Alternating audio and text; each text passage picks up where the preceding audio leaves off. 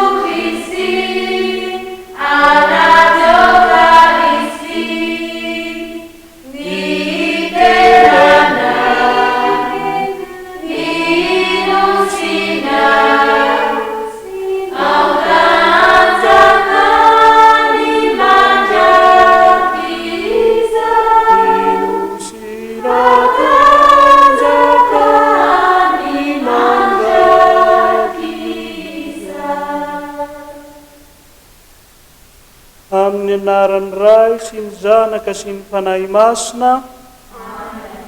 Fomba antsika mianakavy eny amin'ny fahasoavan'i Jesosy Kristy Tompontsika, ny fitiavan'Andriamanitra Ray ary ny firaisana amin'ny Fanahy Masina. Ato anatin'ny andro faharoa amin'izao vavaka hateloan'andro, hiomanantsika amin'ny Fankalazana ny Sakramenta Masina na ny vatana mandrany Kristy isika izao. Hitondrantsika ambavaka ny fiainan'izao tontolo izao, indrindra ho an'ny kristianina izay miomana am-panahy ankalaza ny vatana mandramasin'ny Kristy.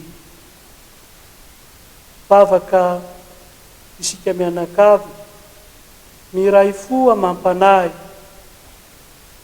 Ny fon'i Jesosy no hitodiantsika anio, ka matoky isika fa hoenoy ko asondroty ary ny fontsika, akataka sy angataka sy hitalao aminy ho an'izao tontolo izao, ho an'ny olombelona rehetra, ho an'ny AFAFI-FET manerana an'izao tontolo izao, satria ny andro ny Sakramenta Masina dia andro maneran-tany ho an'ny AFAFI-FET miaraka amin'ny tambazotra-pivavahan'ny Papa.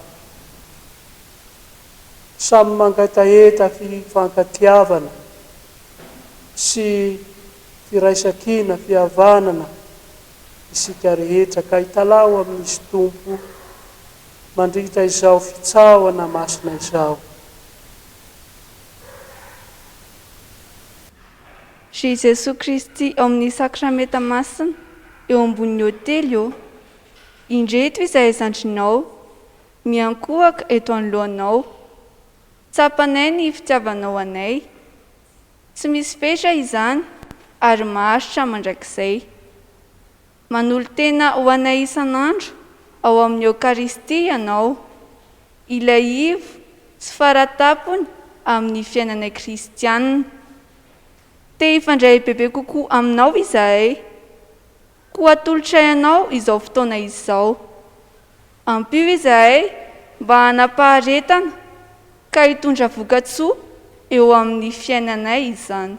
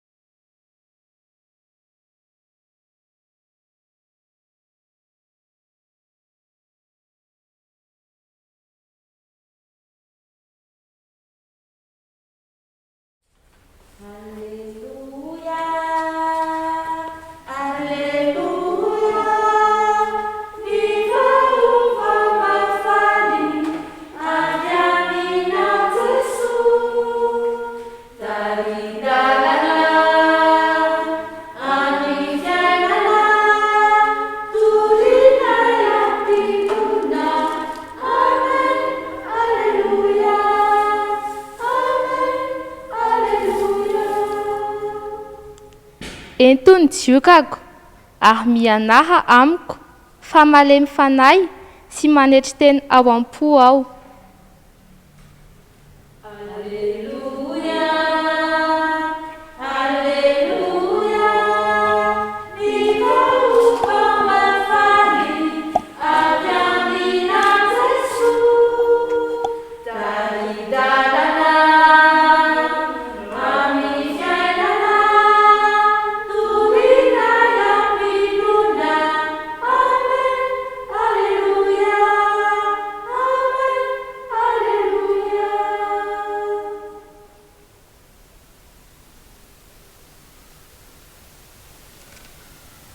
Omba antsika mianakavy eny Tompo. Evanjely masin'i Jesosy Kristy Tompontsika nosoratany Masindahy Joany.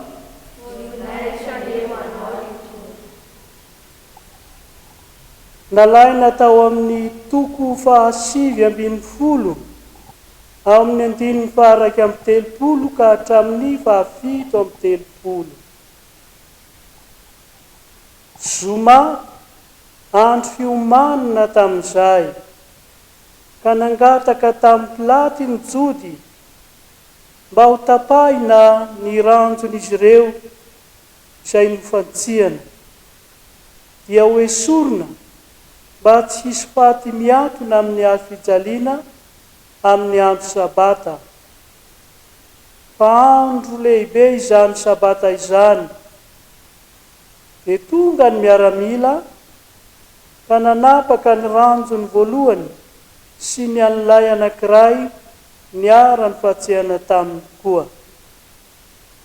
Fa noho nakeo amin'i Jesosy izy ireo, dia hitany fa efa mahatsy sahady izy, ka tsy mba notapahiny ny ranjony, fa nolefony ny miaramila anankiray kosa ny fony, ka nisy rà sy rano nivoaka niaraka tamin'izay.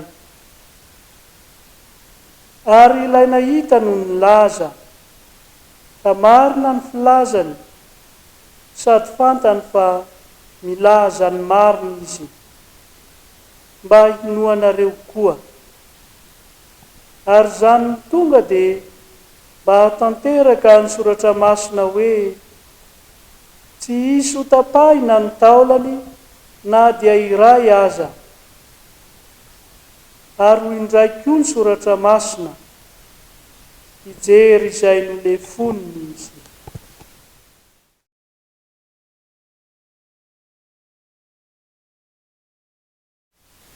Izany ary ny tenin'ny Tompo,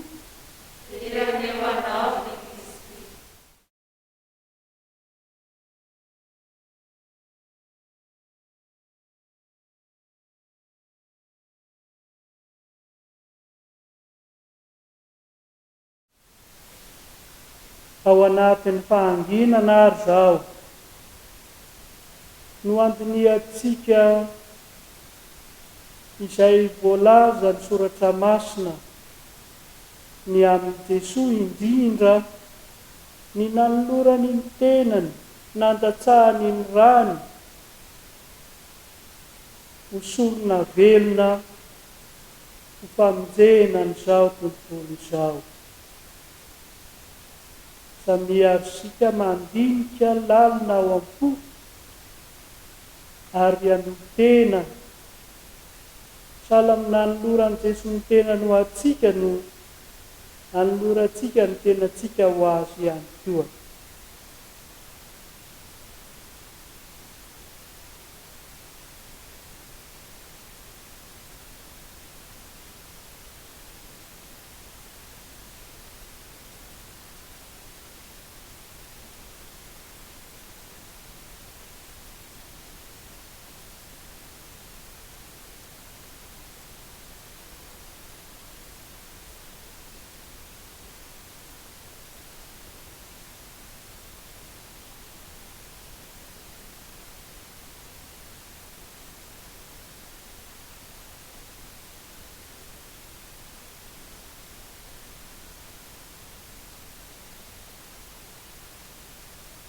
Ny tambazotra-pivavahan'ny Papa maneran-tany dia mandroso amintsika dingana ra-panahy lehibe dia ny lalan'ny fo izany.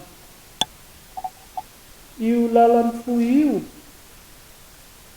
dia mitaonantsika andinika ny lalan'ny fitiavana izay atoro ny kristiantsika sy efa nizorany.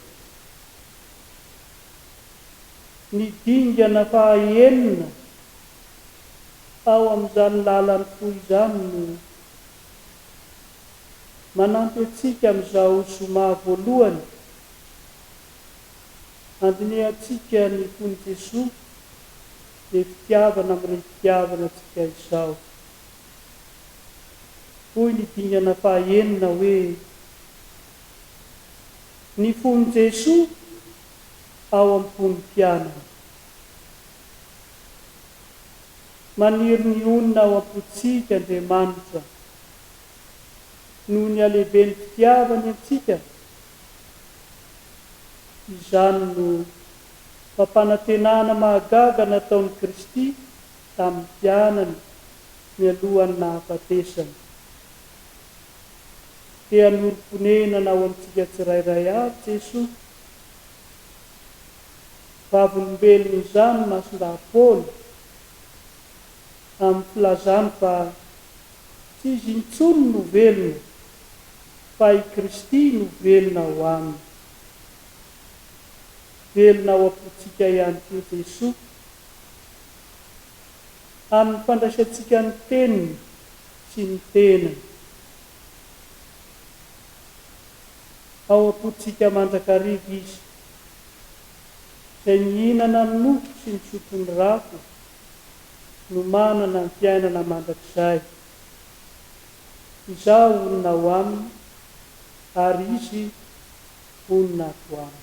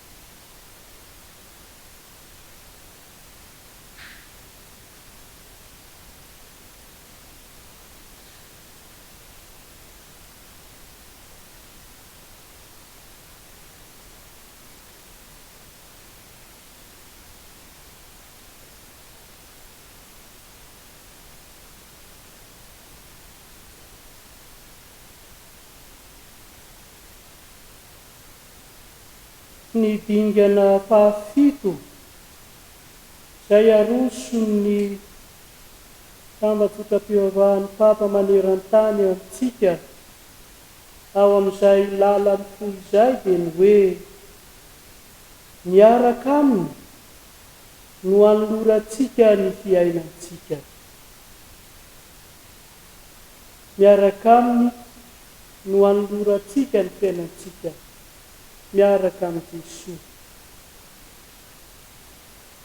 Tokony hitarika antsika amin'ny fahafozana ny aintsika ho an'ny hafa, tahaka izay nataon'i Jesosy ny fiombonantsika fiainana aminy. Asehony amintsika fa tena ilay mihafa tokoa ny fiainantsika, na eo aza ny fahantratsika sy ny fetratsika. Hoy ny Papa Ray Masina François hoe tsy misy afaka milaza hoe tsy mila anao aho. Ilay mihafa isika ary mihafa milatsika. Manambara fanoloran-tena izany. Ny fahatsapatsika tena dia ny fiombonantsika amin'ny Jesosy Kristy. Ny fahatsapatsika ihany koa fa tena tiany, voafidiny ary honenany dia manolotra fahamendrehana ho antsika sy mameno antsika, manome antsika fahaizana mankasitraka.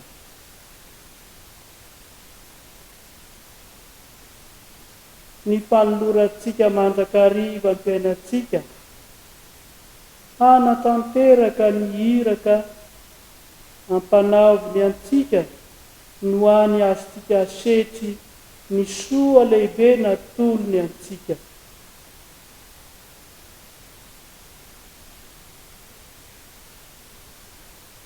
Isan'andro isika dia manao ny fanolorana ny andro raha vao mifoha misandratrano.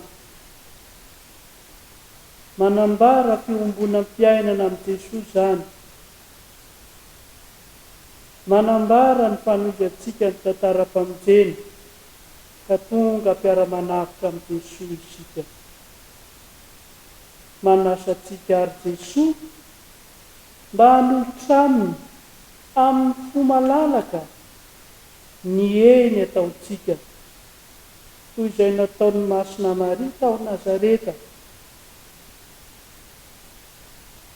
Tsy te hanavitra na hanovan'izao tontolo izao, tsy misy fandraisana anjara avy amintsika Jesosy.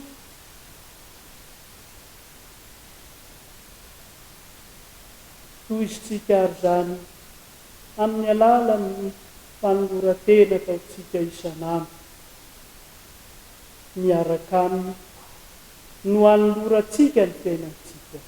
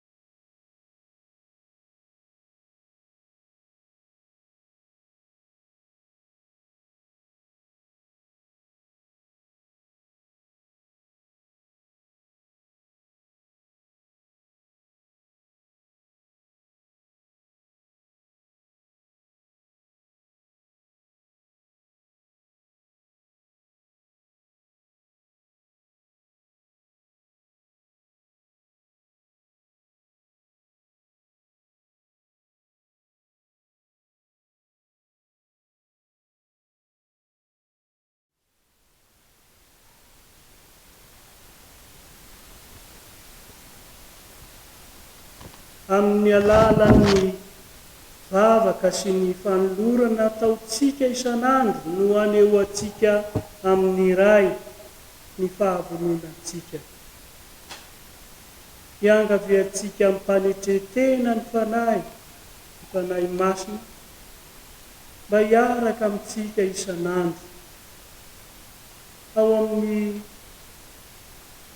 Fitsaohana izao Sakramenta Masina ambony indrindra firahantsika manao izao, dia no anehoantsika ny fitiavana sy ny fanetretena ao am-potsika, na dia eo aza ny fahalemena sy ny fetratsika. Ho andeharisika hanolotra izay haja sy fiderana fitsaohana amin'ilay Sakramenta Masina ambony indrindra.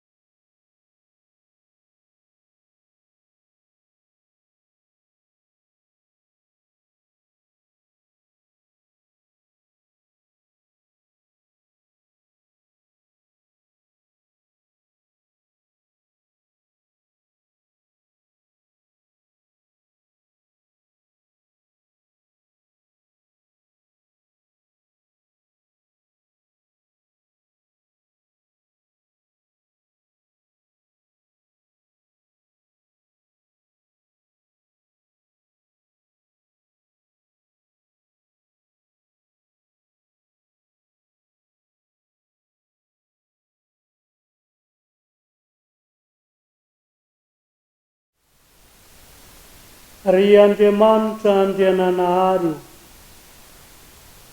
mianta aminao izahay, faly mankalaza ny fony zanakao malalanao, ary mahatsiaro ny tombontsoa sarobidy nanehoany ny fitiavany anay.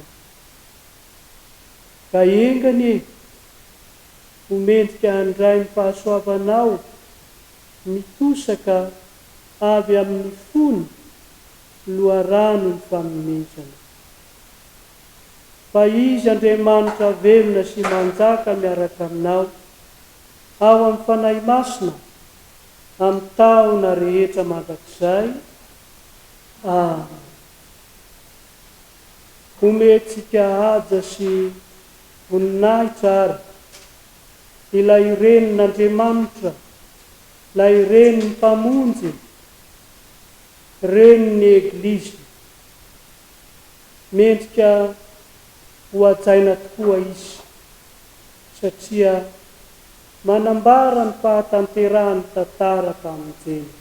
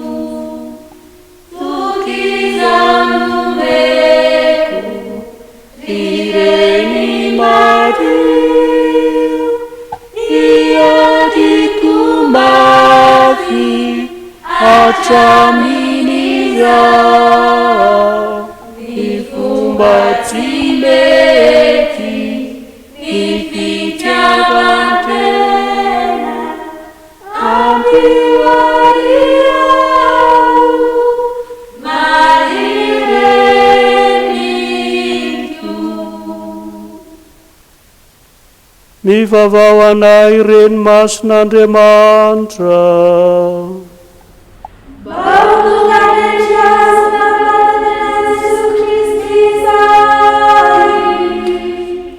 Aoka isika ivavaka, miaona taminao izahay ry Tompo, mba omeo anay mpanomponao mandrakariva ny fahasalaman'ny fanahy sy ny vatana, ary mivavaka ho anay masina Maria Virjiny be voninahitra, ka engany izahay rehetra ho afaka miloza manjoa ety an-tany sy ahazo ny asambarana mandrakizay any an-danitra, amin'ny alalan'i Kristy Tomponay.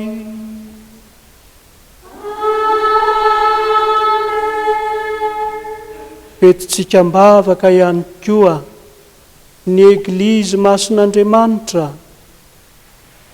nakin'ny Papa Ray Masina, nakin'ny Jesosy Kristy tamin'ny apôstôly ny Eglizy, ary ny Papa sy ny Eveka no dimby nireo apôstôly mitondra ny Eglizy sy mampianatra ny Eglizy ankehitriny. Mivavaka ary sika ho an'ny Eglizy masina rentsika.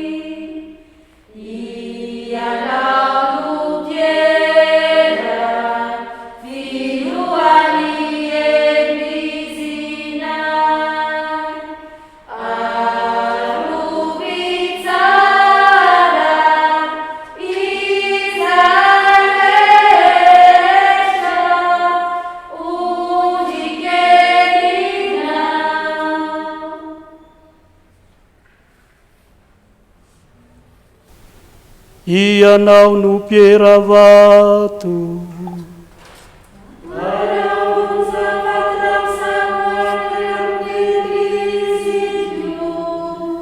aoka isika ivavaka, ry Andriamanitra mpiandry ny mpino sy mpitondra azy, mba hatsinjovy ny mpanomponao ny Ray Masina François, zay natsanganao mpiandry ondry feny Eglizinao, ary miaona taminao izahay, ampio izy hanasoa ny olompeziny amin'ny teny sy ny ampitondran-tena, ahatongavany miaraka amin'ny andian'ondry nakinina taminy any amin'ny fiainana mandrakizay, amin'ny alalan'i Kristy Tomponay.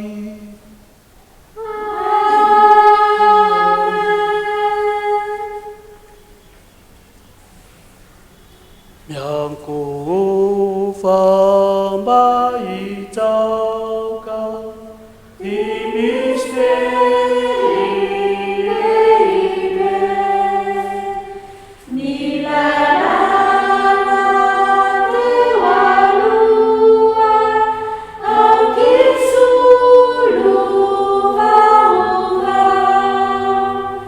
ny finonany ameno sa tsy mety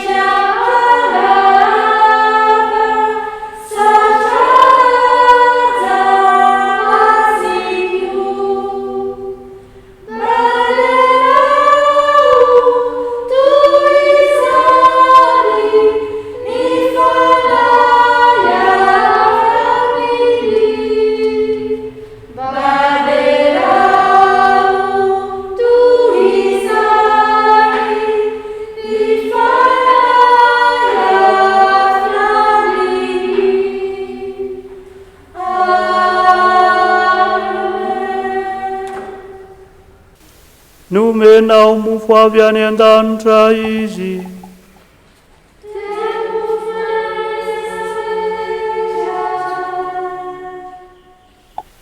Aoky sy ty vavaka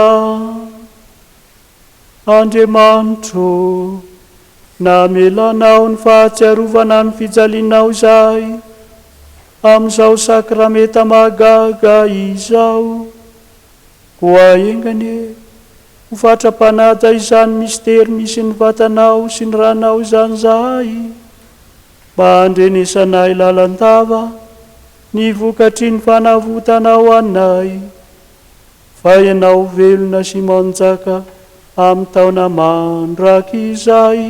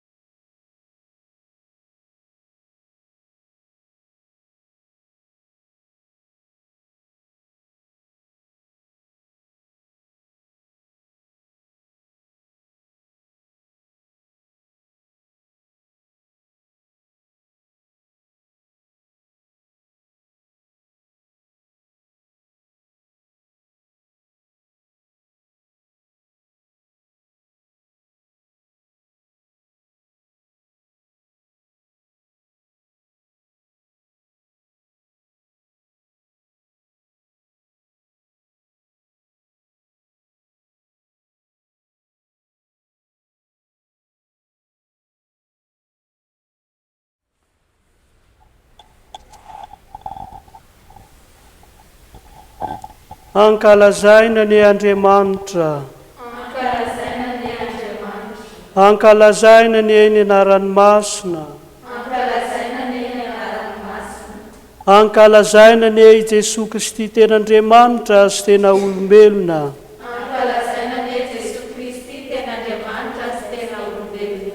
Ankalazaina ny eny fony masina.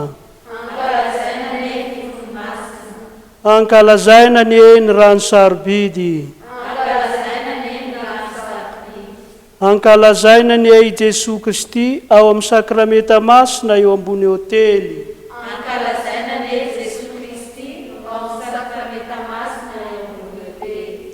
Ankalazaina ny e Masina Maria Virginy renin'Andriamanitra. Ankalazaina ny e izy tsy azo ny fahotana tamin'ny fototra. Ankalazaina ny e izy nampiakarina ambony nahitra ny an-danitra. Ankalazaina ny e ny anaran'ny Maria sady Virginy no reny. Ankalazaina ny e Masinday Josefa vadiny madio indrindra. Ankalazaina ny e Andriamanitra ao amin'ny anjeliny sy ny olo-masiny.